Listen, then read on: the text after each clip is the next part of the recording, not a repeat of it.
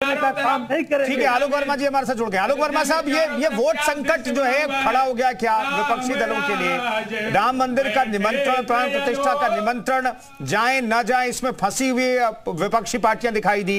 ये वोट संकट खड़ा हो गया क्या? इस वजह से कंफ्यूज दिखाई देते, कभी कुछ कहते विपक्ष के नेता, कभी कुछ कहते, पहले निमंत्रण की बात कहते, निमंत्रण आया नहीं, निमंत्रण आया तो लेटर लिख करके कहते हैं बाद में आएंगे। ये किस तरह के धर्म संकट में, वोट संकट में फंसा हुआ पूरा विपक्ष?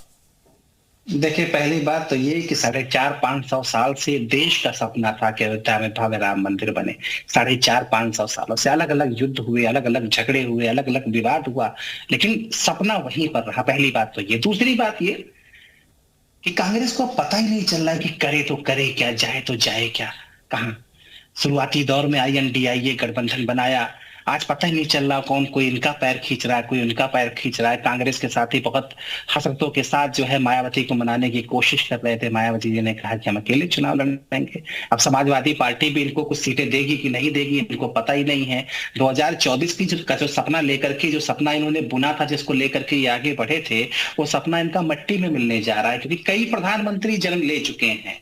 नीतीश कुमार उधर कह रहे हैं, ममता बनर्जी उधर पश्चिम बंगाल में है, कांग्रेस के अंदर कई प्रधानमंत्री हैं, अखिलेश यादव खुद सपना देख रहे हैं।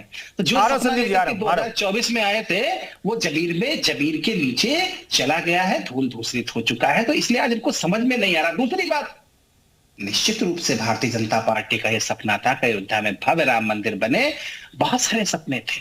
कश्मीर का मुद्दा जो है सुलझे, हमने सुलझाया। महिलाओं की दशा बदले, हमने बदला। देश विकसित डगर पे आगे बढ़े, हमने उसको बदला। उत्तर प्रदेश 2017 से पहले क्या था?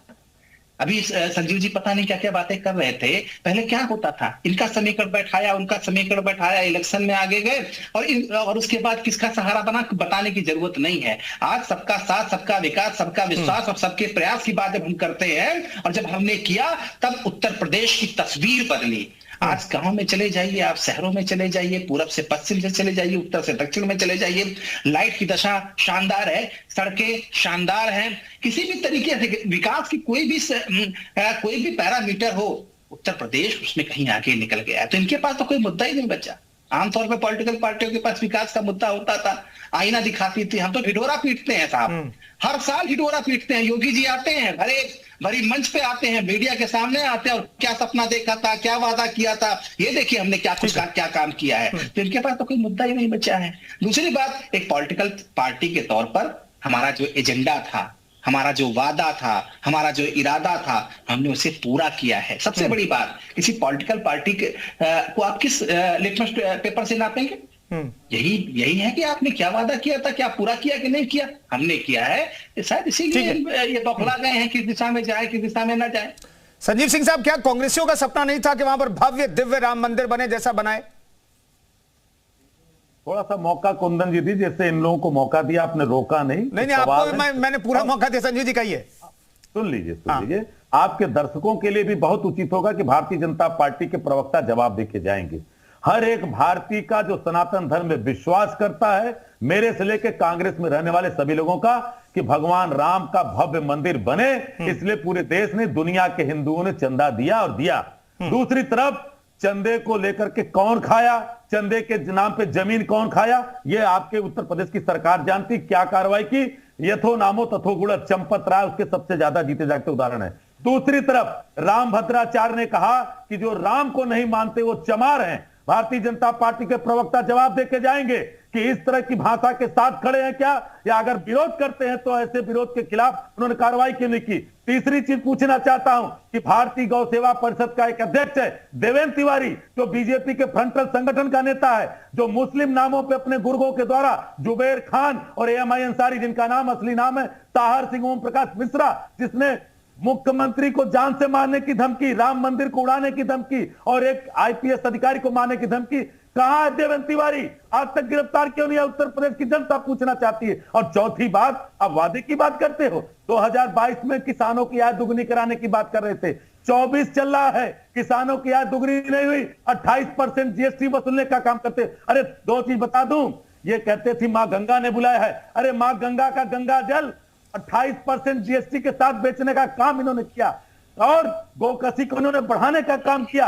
और ठीक ये है। लोग बात करेंगे, ठीक है, आलोक वर्मा साहब, उसको ठगा, एक खत्म आलोक कर वर्मा दीजिए। साहब। जिसको माँ कहा, हाँ। गंगा को माँ कहा, वहां गंगा का सीना चीर करके वाराणसी में 12 करोड़ का नहर बनाने का काम किया। ठीक है। और 18% जीएसटी के साथ बेचने का काम किया, गोकसी को बढ़ाने का काम किया। और आज भारत माँ, ठीक है, अब आलोक वर्मा जी को सुन लेते हैं ना। आपने जो आरोप लगाया उस पर जवाब चाहिए था आपको ना, दर्शक में जवाब जानना चाहेंगे। आलोक वर्मा साहब जवाब दीजिए। जवाब दे। देखिए बेवजह की बातों का तो कोई जवाब होता ही नहीं है। अरे राम भद्राचार्य के जवाब दीजिए ना। इन बातों का मैं क्या जवाब दूं जो बेवजह की बातों का तो कोई जवाब होता नहीं है। जवाब तो इस बात का होता है, कि किसानों का भला उत्तर प्रदेश में हुआ कि नहीं।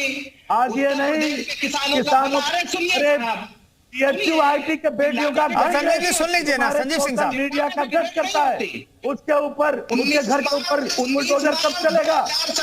बुलडोजर कब चलेगा? PHUIT के गैंग के अरे सुनिए साहब, आप बताइए ना। 2017 के बाद क्या उत्तर प्रदेश बदला कि नहीं बदला? आप अरे किसानों की हालत बदली क्या? लोगों से पूछिए, नौजवानों की हालत बदली क्या? लोगों से गंगा की हालत बदली क्या? पूछा आपने 2017 में किसके गंगा जी की हालत बदली, समाजवादी पार्टी युवाओं की हालत बदली, किसानों की हालत बदली, व्यापारियों की हालत बदली, महिलाओं की सुरक्षा की हालत बदली। बताइए राम भद्राचार्य के जवाब क्या है? राम भद्राचार्य के बयान खड़े हो, विधानसभा इलेक्शन हो पिछले 10 सालों में, कोई लोकसभा इलेक्शन हो, कोई पंचायत का इलेक्शन हो, कोई शहरी चुनाव हो, भारतीय जनता पार्टी जीतती है। भारतीय जनता पार्टी के साथ उत्तर प्रदेश इसलिए खड़ा है क्योंकि हमने जमीन पर काम किया, हमने भ्रष्टाचार के बयान के साथ काम किया। विरोध में होकर बताओ, चिल्लाने से काम नहीं चलता साहब। ठीक है वरुण जी महाराज, मैं रोक रहा हूं, दोनों को रोक रहा हूं। वरुण जी महाराज, आखिरी सवाल और जवाब चाहूंगा कि राम भक्तों का आशीर्वाद चुनाव में किसे मिलेगा, क्योंकि इसकी चिंता सभी को है। उसके साथ है कि विरोध में। महाराज जी जी मैं कह रहा हूं राम भक्तों का आशीर्वाद किसे मिलेगा? दरअसल सबकी चिंता तो असल में ये है। राम भक्तों की चिंता सबको है। जो राम भक्त अयोध्या आ रहे हैं, पूरा अयोध्या उनके स्वागत के लिए तैयार है। और इन लोगों को राम भक्तों में केवल राजनीति दिखाई दे रही है। जब भक्तों में, भगवान में और राष्ट्र में राजनीति दिखाई देने लगे तो समझिए ये बुद्धि भ्रष्ट हो गई है। इसलिए बुद्धि शुद्धि जग करके अपनी बुद्धि को सही करें और राम के शरण में आ जाएं। अयोध्या में भव्य तैयारी हो रही है और पूरे देश से राम भक्त अयोध्या आना चाहते हैं, लेकिन 22 के बाद अयोध्या में जो भीड़ उमड़ेगी उसे संभाला नहीं जा सकता है। इसलिए उत्तर प्रदेश सरकार ने केंद्र सरकार के सहयोग से अयोध्या के विकास में जो नया कीर्तिमान खड़ा किया है वो अद्वितीय है। चलिए, बहुत बहुत धन्यवाद तमाम मेहमानों का चर्चा में शरीक होने के लिए। तो राम अनंत, सियासत अनंता, ऐसा लग रहा है कि इस पर सियासत आगे भी जारी रहेगी। सियासत और अयोध्या की हर एक तस्वीर, भव्य और दिव्य तस्वीर जी उत्तर प्रदेश उत्तराखंड पर लगातार हम आपको दिखाते रहेंगे। फिलहाल एक छोटा सा ब्रेक।